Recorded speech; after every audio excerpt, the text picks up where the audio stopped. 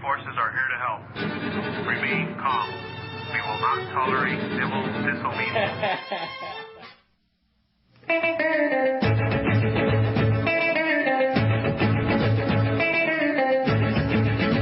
Oh, well, I give you my advice, what you've done.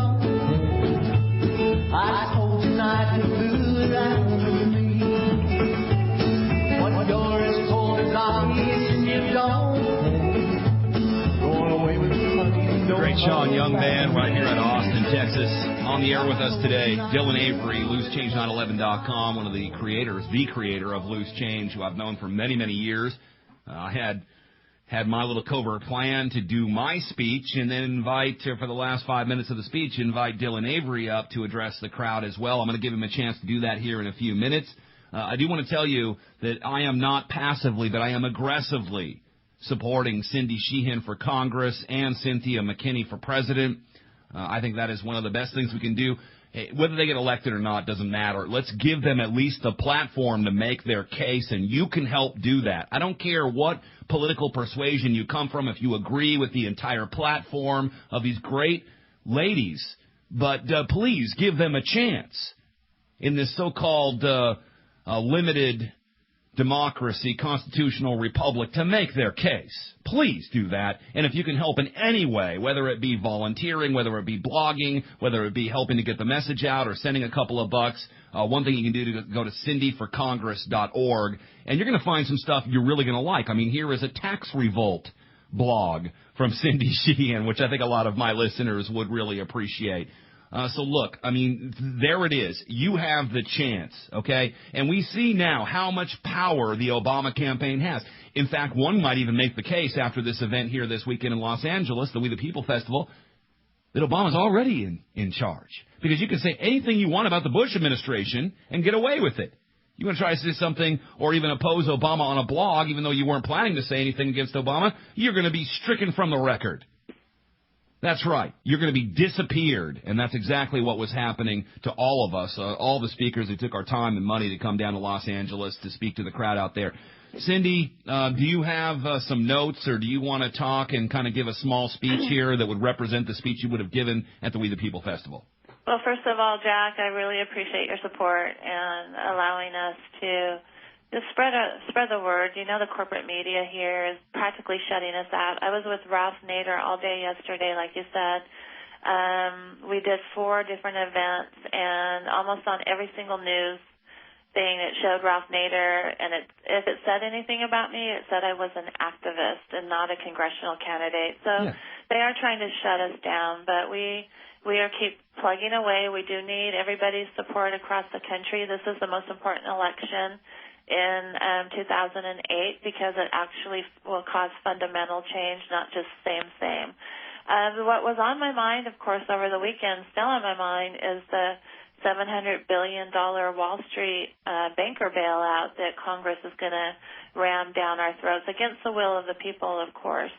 So I was invited by an anti-sweatshop group, and so I was going to talk about how we need to bail. A economic recovery plan would be bailout from the bottom up, not the top down. And I know in these kind of things, the young people, they want to hear the bands and they want to hear, you know, that's what they come for. So I was just going to try and make it very short, very, informative, and just say that we need to stand up against people like Obama and McCain. Obama and McCain are both for the bailout. Obama's been campaigning for it all day today. So, and they want to bail out their donors, Goldman Sachs, Morgan Stanley, J.P. Morgan. They want to bail these people out while we're losing our homes, our jobs. Gas and food and every other commodity is astronomical, and this bailout will only make things worse for us.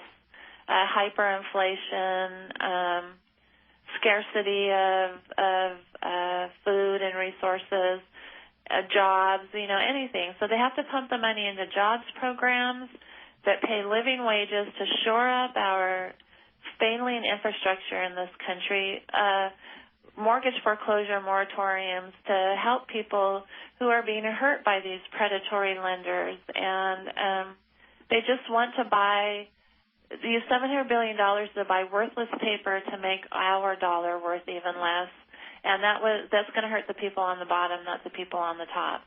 That's not change, and it's certainly not change we can believe in. CindyForCongress.com. If everybody listening, and if you can go out and tell 10 people to go send $10, $20, $50 to the campaign, they'll use it in a way to get in, hopefully, into Congress, and we'll have yet one more person that's fighting for us, Cindy Sheehan. And I wish you the best of luck, Cindy. I'm sorry this all happened, and we could have all used, I guess, the exposure in that sense, but we've now taken this to a new level, and hopefully right. Well, with all of this that happened, we'll even get more exposure. This will get our message out better, probably. So. You know, nothing bad. Thank you, Jack. Thank you for having me on, and it was nice talking to you, Dylan. Best of luck, Cindy. Okay, talk to you guys later. Thank you so much for joining us. Dylan, I want to ask you the same thing. I was going to pull you on stage. We just would get on after Fishbone, before Suicidal Tendencies. The crowd was going nuts. I should mention that Suicidal Tendencies went off pretty good, Mike Muir, and they had major technical problems, the only band that had major technical problems the entire event. But I bring you on stage. Hypothetically, you're facing 8,000 or so kids. What were you going to say? Well, it's interesting that two things that happened recently in the news that line up with each other. I don't want to say quite nicely, but it's very interesting to show where our country's priorities are at.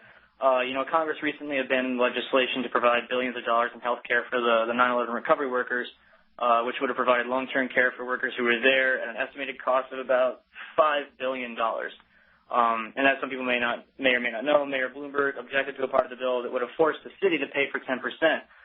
The legislation also would have reopened the 9/11 victim compensation funds, adding around $6 billion to the plan.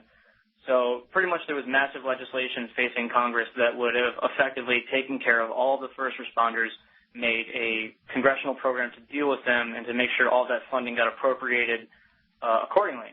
And, of course, that bill got shot down, and then a couple days later Congress starts fighting for $700 billion to bail out Wall Street. Now, John Field, they recently took a film that they made, Save the Brave, to Congress. And, I've seen it. I saw it in New York City. And the film actually stars one of the responders that just recently died, Greg Cobell. And the movie is more or less dedicated to him now. But John Field and the rescue workers, they took a documentary about the rescue workers, about 45 minutes long, starring a first responder that is now dead because of what happened on 9/11, and Congress shut them down. So now they care more about bailing out Wall Street. $700 billion for Wall Street. More about Wall Street than helping the first responders who our hearts were all bleeding for after 9/11. Exactly. Bleeding hearts, and oh my God, these people are such heroes, which they actually were. Yes. I don't want people to take what I just said out of context. They absolutely and they were will. heroes. Of course they will. But, all I'm saying is that people were so quick to, jump up and applaud these people for what they did, but now nobody wants to step up and help them out with the fact that their lives have been wrecked since that day.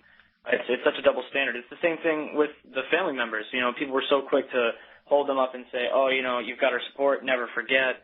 And now you have people who don't even remember what year it happened. So it's interesting. The 9/11 tragedy has been used in so many different ways by so many people. It's hard to keep track at this point. Well, I'm sorry you didn't have a chance to say that at the festival, but you just actually talked to more people that were at that festival, and you got that message out. I, of course, was going to turn the crowd against the Federal Reserve, let them know that was their target, tell them not to believe the hype and not to believe that insecurity and giving up your freedoms for all of this. And I had a number of catch slogans for the rock and roll crowd, which I think would have floated pretty well. Of course, that never did happen. We can thank Obama and the mayor of Los Angeles and rock the vote. But again, I stand by the organizers of this event, because I know I've done a lot of events myself. I know how hard that must have been for them. And I just, again, really appreciate even being invited to that thing, let alone being censored from it. It's something I'll never forget. Dylan, we had a great time. I think the real truth was on McKinney Boulevard in Venice with Warren Cucurullo, shirtless, talking to the people about how the TV needs to be turned off and killed. That was pretty entertaining. That was definitely entertaining. That was one of the highlights of the weekend. What a great host he is there in Los Angeles. Our best goes out to him. Warren's a very interesting guy. Thank you, Dylan. I'll talk to you soon, buddy, and I'm your brother no matter what happens. Appreciate you being there with us and being a witness to this entire debacle. Appreciate it, man. Absolutely, man. Love being on the show. Bring it back anytime. We will. You know we will. On tomorrow's program, we'll be talking